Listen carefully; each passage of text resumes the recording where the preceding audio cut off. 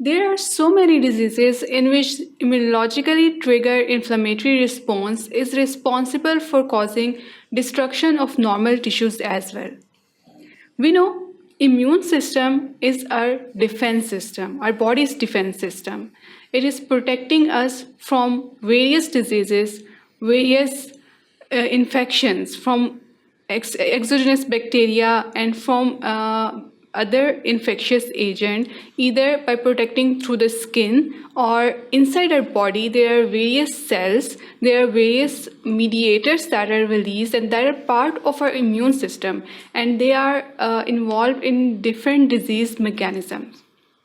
Now, along with treating the different diseases and infection, they may cause harm to normal tissues and normal organs of our body. Like while ingesting some bacteria and destroying those bacteria, might possible that a part of our GIT or a part of some tissue may get destroyed along with the bacteria by some macrophages or by other cells of the immune system. In this lecture, we are going to study about the immunopathology. That is basically a study of the immune processes that are involved in any kind of disease. We can say that we are going to study about the immune processes that are involved in a immune disease, and any autoimmune disease, any immune-mediated disease, or any kind of disease where our immune system is involved. For example, it can be a hypersensitivity reaction, it can be an autoimmune reaction, or it can be any reaction, any cell-mediated reaction, or like it can be a Goodpasture syndrome, any a systemic lupus erythematosus, or it can be a hay fever, or it can be an anaphylactic reaction. All of these are some example of diseases that may be due to some antigen, exogenous and endogenous antigen.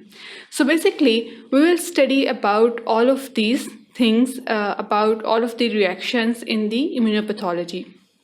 There is a series of lectures that in which we will go through the whole immunopathology, but right now in this lecture we are going to focus upon the hypersensitivity reactions, that how they are involved in certain diseases, or what are their mechanism, or how they are responding to certain antigen, exogenous and endogenous antigen.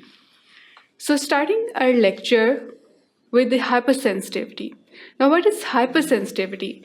Hypersensitivity is basically, if we explain it in a broader way, or taking it as a broader term, it is a mechanism that is causing tissue injury. Or we can say it is a hypersensitivity mean something when some cell is more sensitive or extra sensitive to certain stimulus or certain disease. Like for example, in case of allergy, if the patient is allergic to dust, then his or her cells are more sensitive to the dust particles, and whenever he or she will come in contact with the dust or will be exposed to dust particles, these hypersensitive or these extra sensitive cells will respond in an abnormal way, you can say, or in an excess way than their normal response. That will lead to a certain abnormal, certain release or excess release of the inflammatory mediator, and the consequent reactions will take place. So basically, hypersensitivity can be of various types, depending upon its reactions, depending upon the type of inflammatory mediators that are involved. There can be the various types of hypersensitivity. The first one is the type 1 hypersensitivity reactions. Type 1 hypersensitivity reactions that are also known as the immediate type hypersensitivity reaction. Immediate type hypersensitivity reactions, they occur within minutes. Within minutes of exposure, antigen exposure, the inflammatory mediators are released and the response is produced. So basically, antibodies are being produced, and antigen bind to these antibodies that lead to the mast cell degranulation and release of inflammatory mediators. The antibodies that are involved here are IgE antibodies. So this type 1 or immediate type hypersensitivity reaction involving antibody IgE. And the example of type 1 hypersensitivity reactions are the hay fever, asthma, anaphylaxis, and or the anaphylactic reaction. Then comes the next one, the type 2 hypersensitivity reaction. Type 2 hypersensitivity reactions are also known as the cytotoxic hypersensitivity reaction. Cytotoxic means that they basically involve the cytotoxic antibodies. Maybe they may involve the cytotoxic antibodies like the IgG and IgM, or they may be the non-cytotoxic mediated response to these cell surface receptors. And if we discuss or if we mention some examples of this type 2 hypersensitivity, this cytotoxic antibody-mediated hypersensitivity reaction example is the hemolytic anemias that are due to some autoimmune reason, or there is the Goodpasture syndrome that is also an example of this type 2 cytotoxic mediated hypersensitivity reaction. And if we discuss the example of non-cytotoxic mediated hypersensitivity reaction, then there can be some other kind of the diseases involved here, like the Graves' disease. Discussing about the type 3 hypersensitivity reactions. Type 3 hypersensitivity reactions are basically the immune complex type hypersensitivity reactions. They basically involve the formation of immune complexes, and these immune complexes are then responsible for the destruction of the tissue. Now, these immune complexes can be made with the antibody to antigen, or the complex of antibody to certain connective tissues. So basically, there are the IgM, IgG, and IgA antibodies that are involved in type 3 hypersensitivity reaction. And if we discuss about the various examples, then there are certain diseases, certain autoimmune diseases, like there are the rheumatoid arthritis or systemic lupus erythematosus. They involve the type 3 hypersensitivity reactions. Coming to the next type, that is a type 4 hypersensitivity reaction.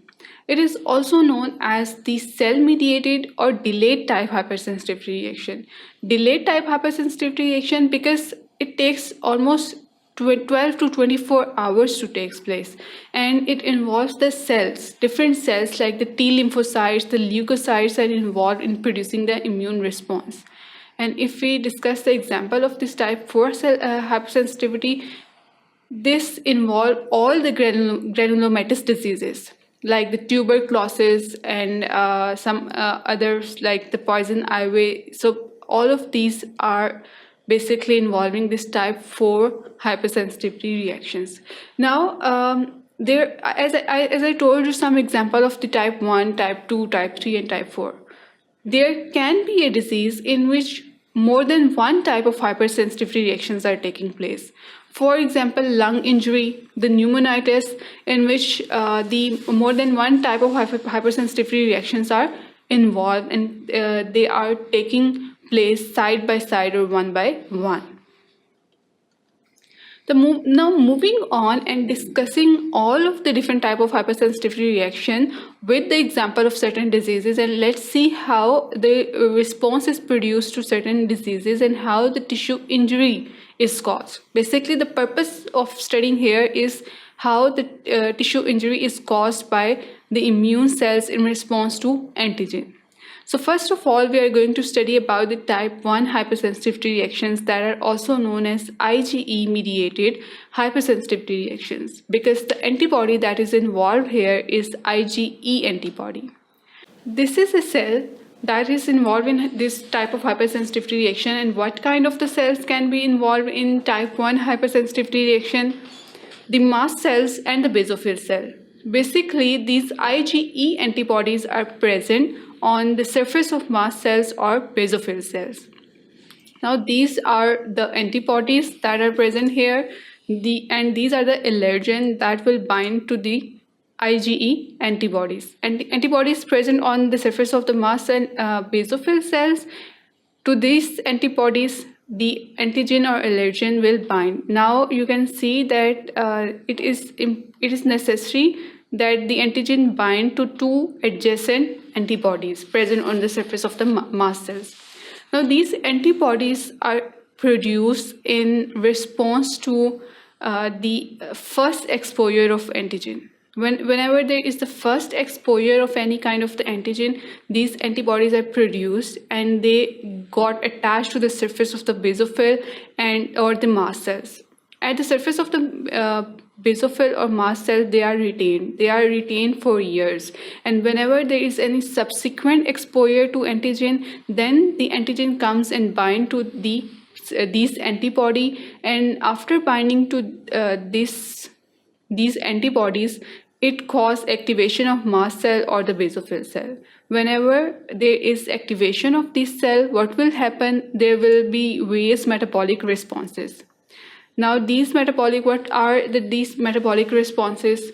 There will be the inward flow of the calcium that will lead to the activation of adenylyl cyclase, and due to the activation of adenylyl cyclase, the inflammatory mediators that are produced inside these cells, the mast cell and or the basophil cell, they are present in small vesicles, you can say, or granules.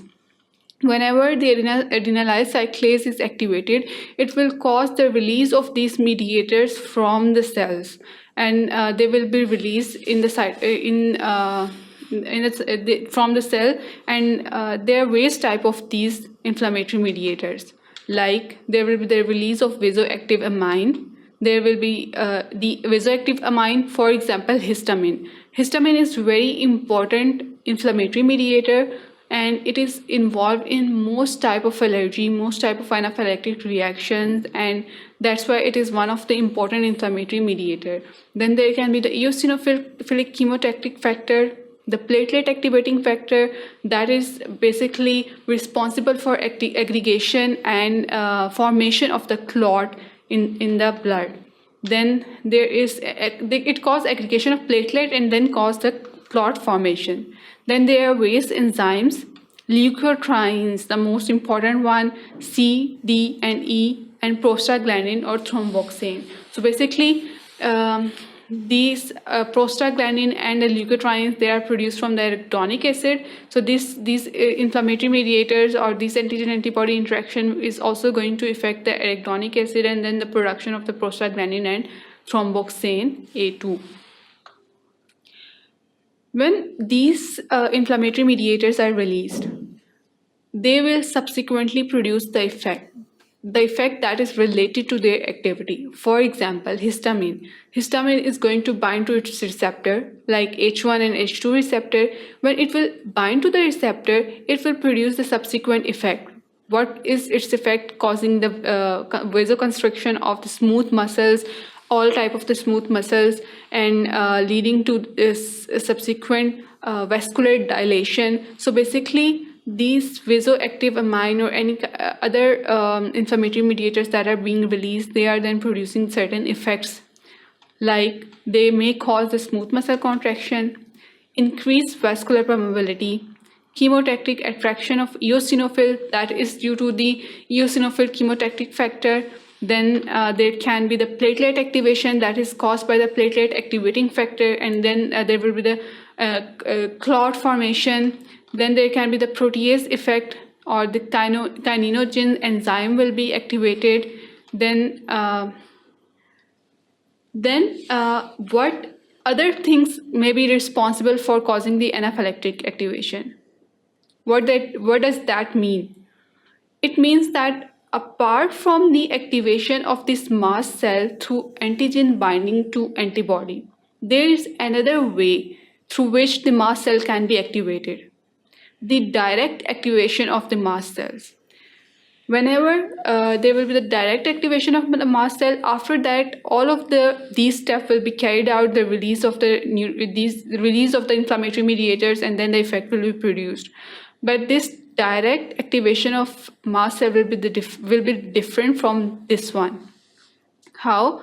There will be the certain proteins, the complement protein, that will bind to these receptors, the anaphylatotoxin receptors. They will come and bind to this receptor and will cause the direct activation of the mast cell, and then release of the inflammatory mediators and subsequent response. So basically, in type 1 hypersensitivity reaction, there are the direct activation of the receptor or the cell receptors, or there is the binding of antigen to antibody that is causing the release of inflammatory mediators.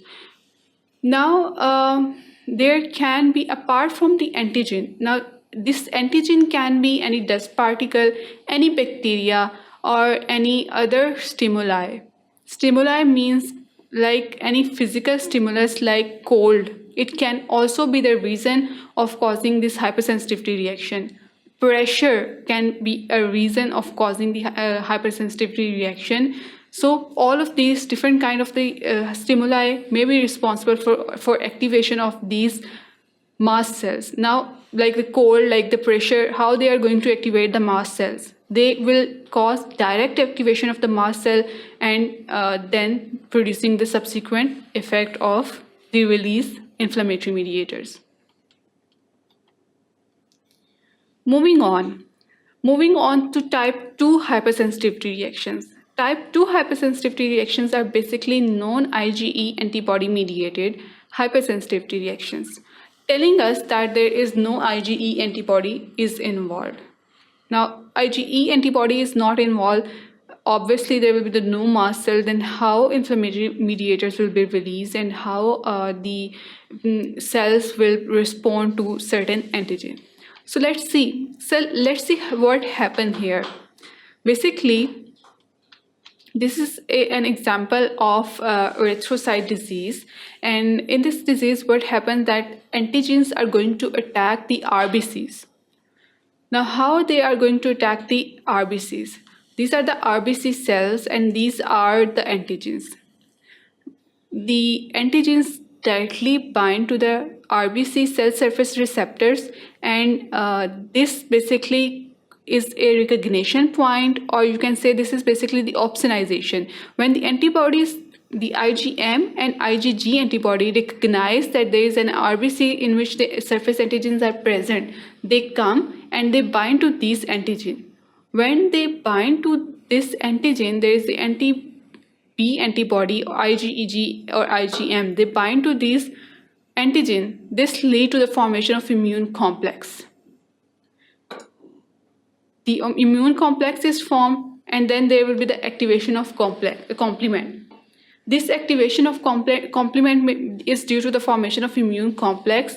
There will be the formation of C5 to C9 membrane complex, and this complex will then attack to the membrane of RBCs.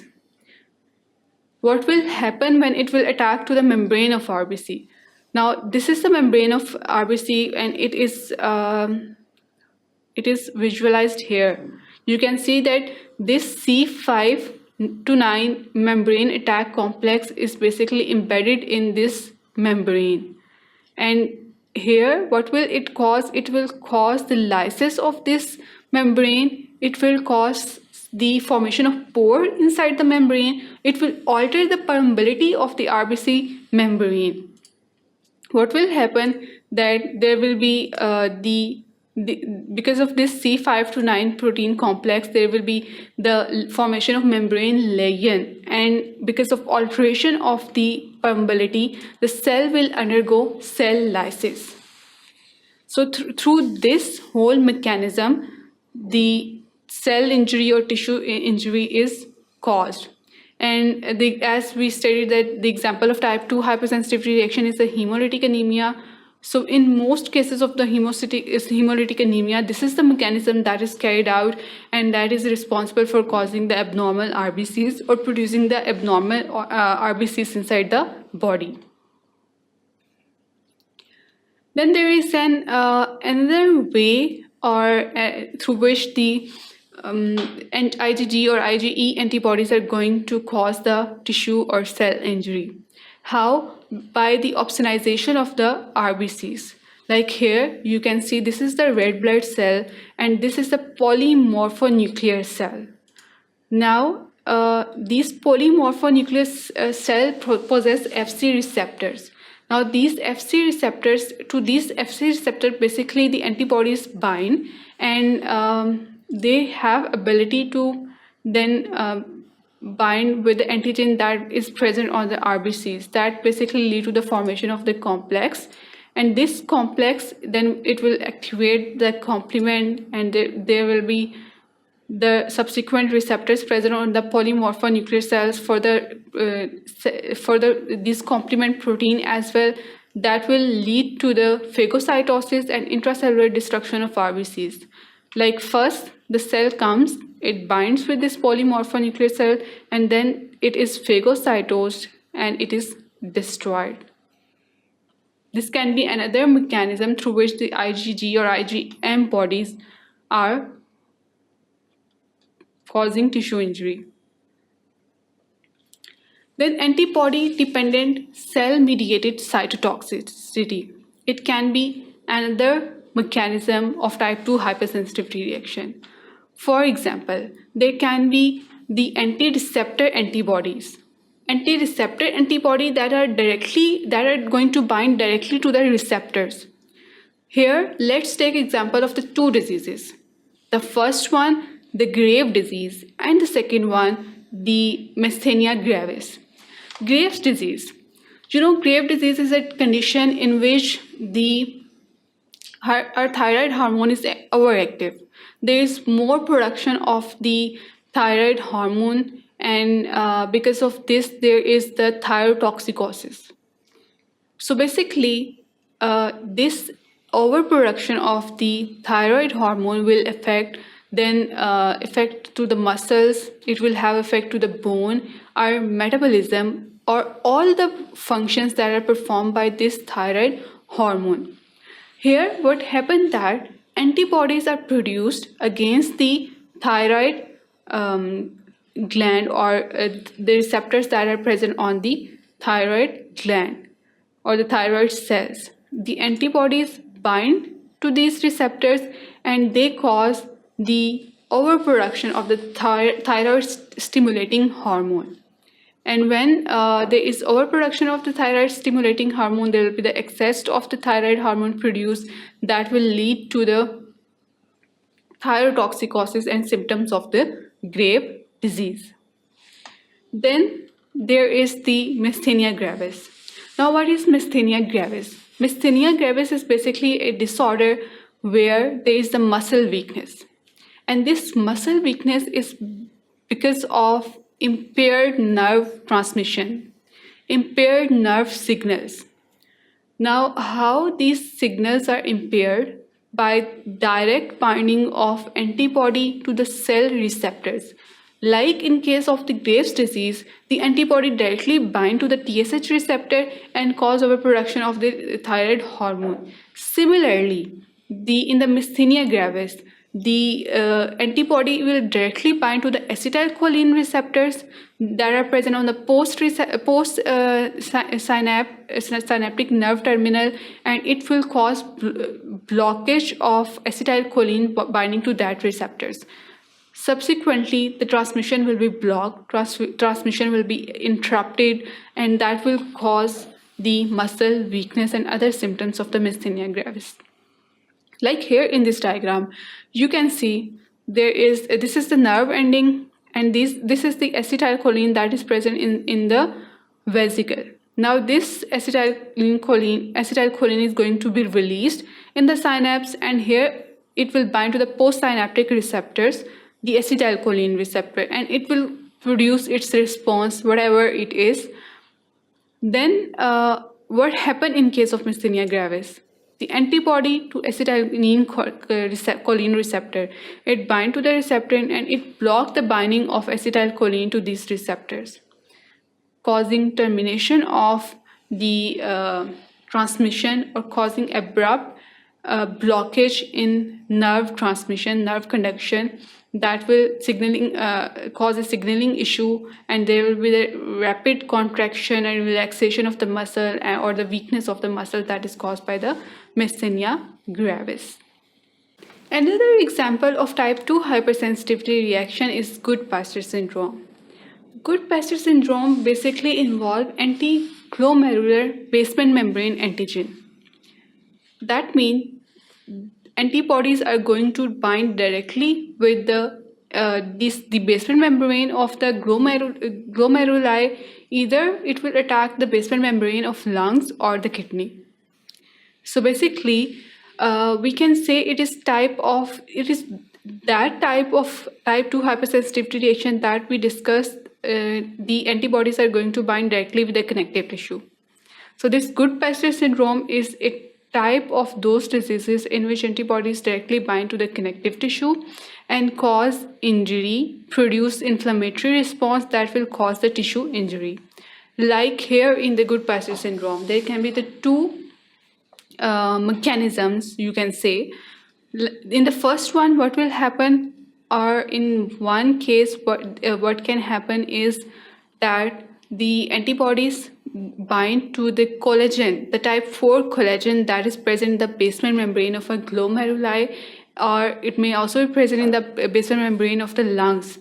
It binds to that collagen and it causes the inflammatory reaction by reproducing the immune complex. Or it can directly bind to the basement membrane of the glomeruli and cause the inflammatory reaction. For example, let's see here. This is a glomeruli structure. These are the epithelial cells. This is basically the basement membrane, endothelium, and these are the anti-GBM antibodies, anti-glomerular basement membrane antibody, and this is the polymorphonuclear cell. Now what happened here, the collagen or the connective tissues are present here inside the basement membrane. These act as an antigen, in response of which the antibodies along with the polymorphonuclear cell, they come in contact with this antigen and form the immune complexes.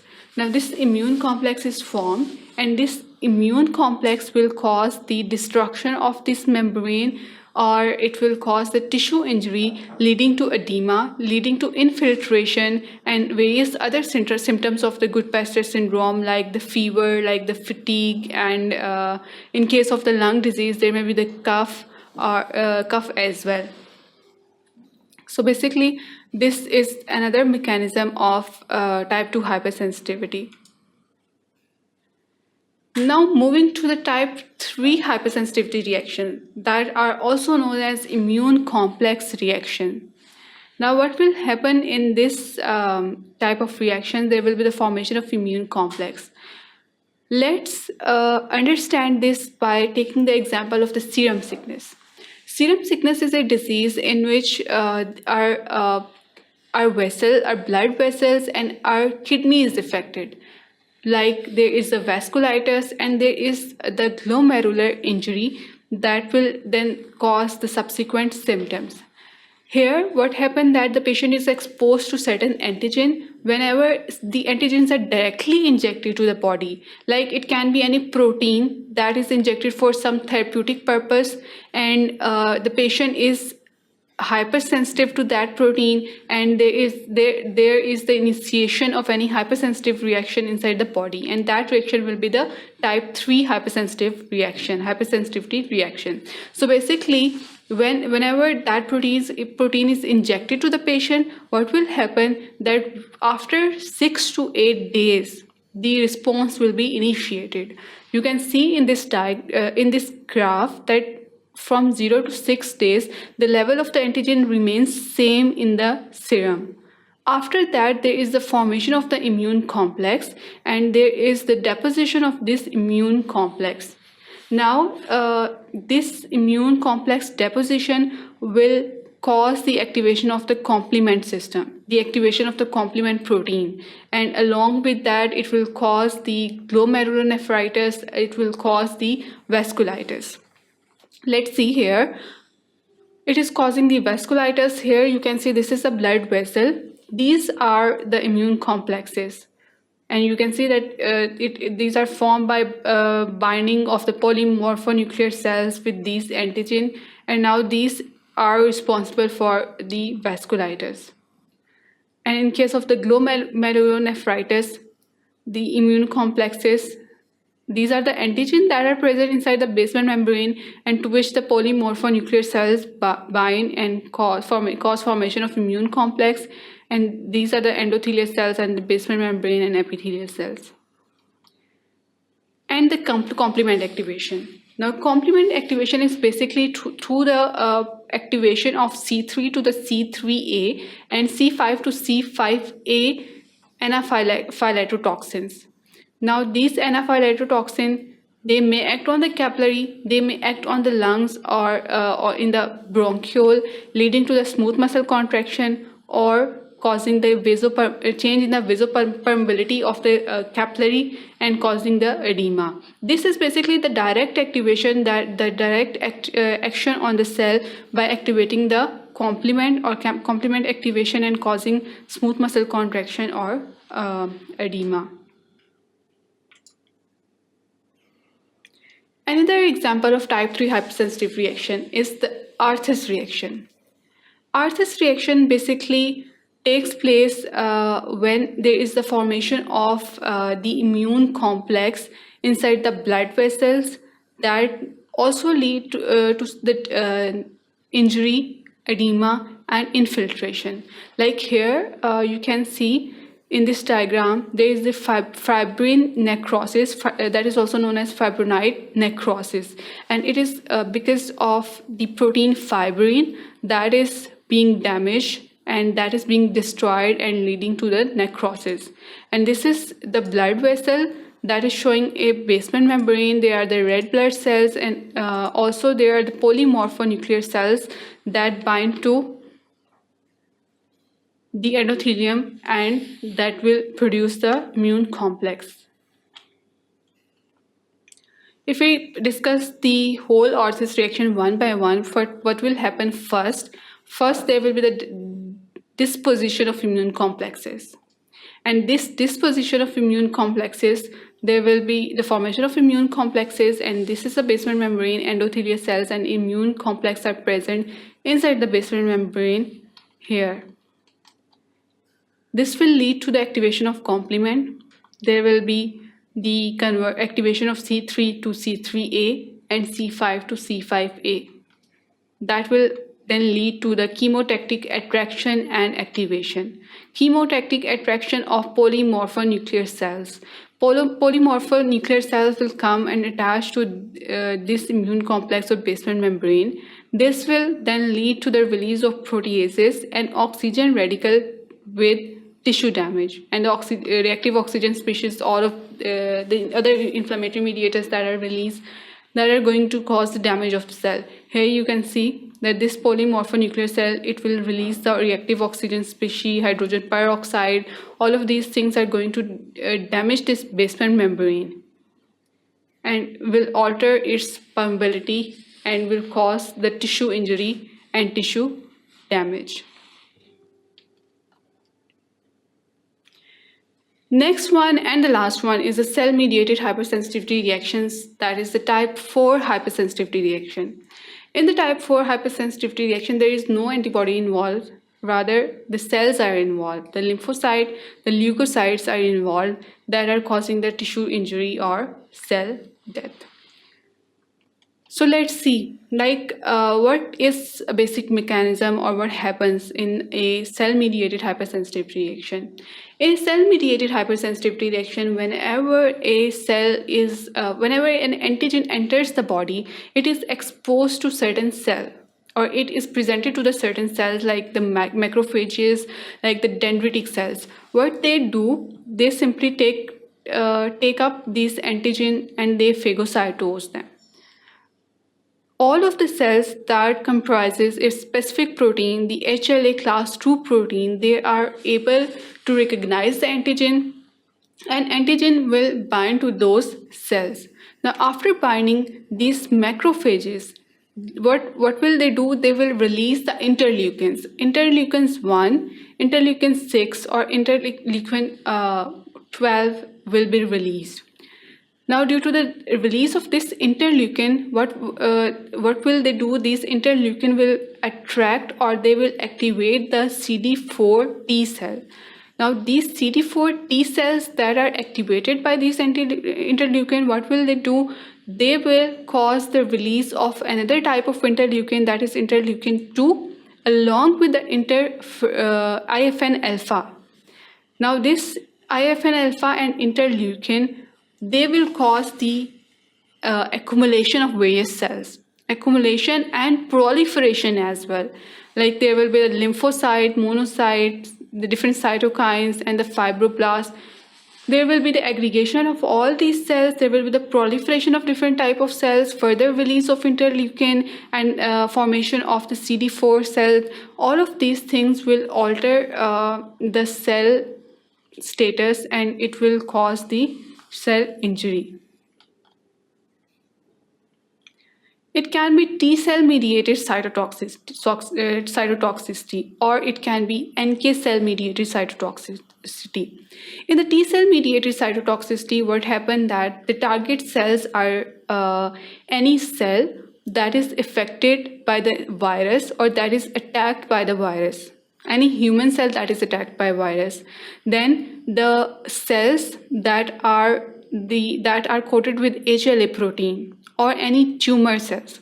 Now, these cells are the target of the this type 4 reactions. Now, what happened that the T helper cell or the CD4 T cells, they bind to these target cell, or the T cytotoxic cell, CD8 cell, they will also bind to these target cell.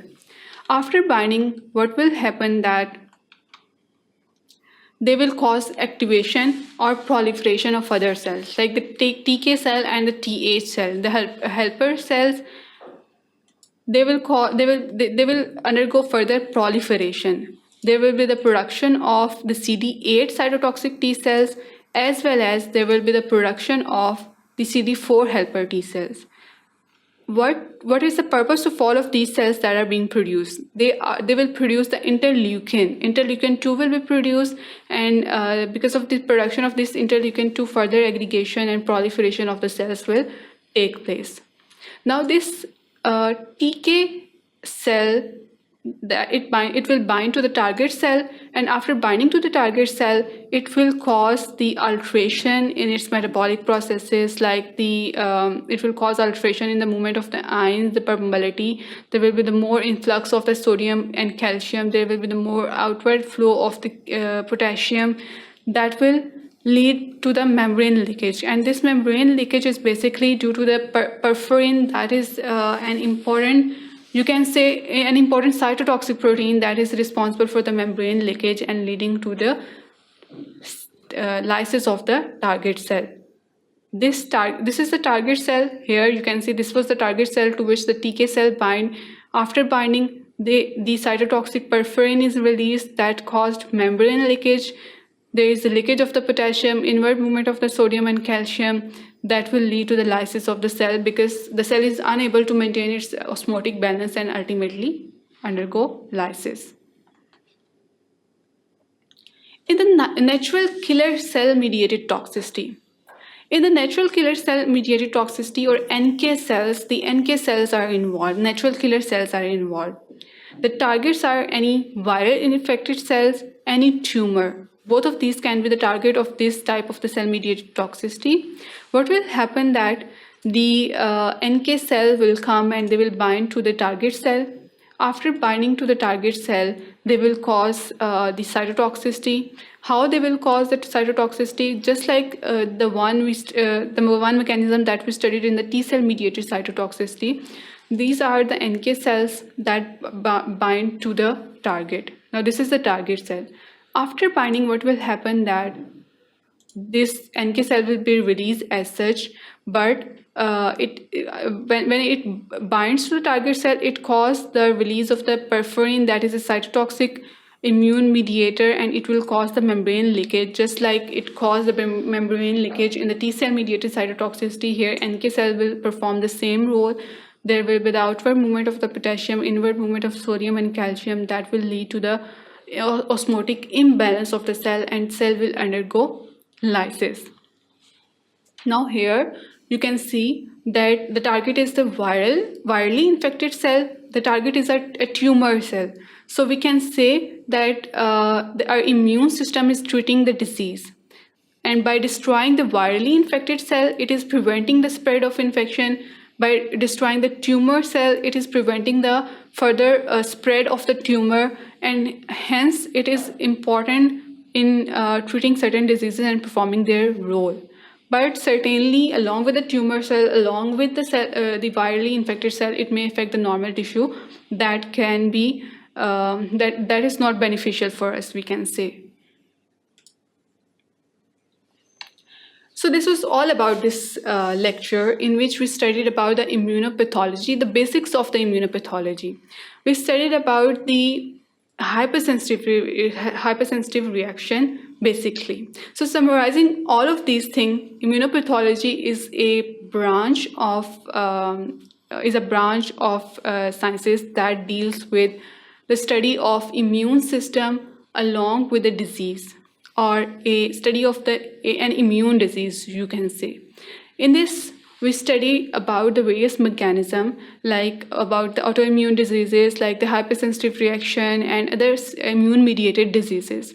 Here, we studied about the hypersensitivity and the diseases that involve hypersensitivity reactions. Like we studied about the Goodpasture syndrome, serum sickness. We studied about the Graves' disease, myasthenia gravis. We studied about the type. There are the 4 types of the hypersensitive reactions: type 1, type 2, type 3, and the type 4. Type 1, IgE-mediated, like asthma, hay fever, and anaphylactic reaction. In type 2 hypersensitive reaction, there may be the cytotoxic antibody-mediated reaction or non-cytotoxic reaction that involve direct binding to the cell surface, receptor, or tissues. Like in the Goodpasture syndrome, there is the binding of antibody directly to the connective tissues or the collagen. And in the first one case where there is a cytotoxic antibodies are involved, like the IgG and IgM antibodies.